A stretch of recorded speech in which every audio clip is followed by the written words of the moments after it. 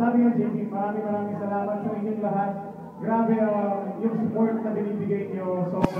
Sobrang galing, sobrang nakakataba ng puso, lalo na nung pumunta pa sila sa Tanay. Nakita ko naman, ang layo-layo na talagang inakot pa nila yung Tanay. Dala-dala pa nila yung pusa nila, kawawa naman yung pusa.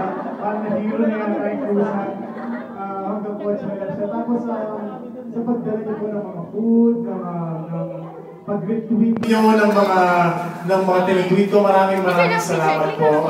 And for giving us the time today, pumunta po kayo dito, and yun, sobrang thank you. And sana sa susunod na events, sa susunod na mga shows, sana nandito pa rin po kayo lahat. Palagi ko naman po sinasabi, di ba?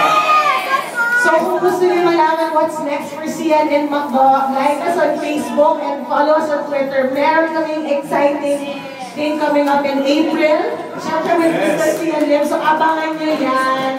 Yes, guys. Thank you so much, guys. Sana parami tayo ng maraming salamat sa support. And nakikita ko naman parang solid naman nakikita ko na nandiyan pa rin kayo lahat. So thank you. Maraming salamat. Groove bag, groove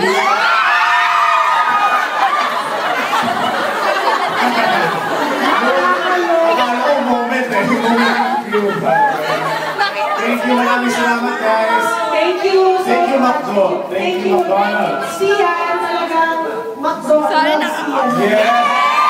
Hashtag Cian loves Macdo. Thank you so much. Everybody loves Macdo!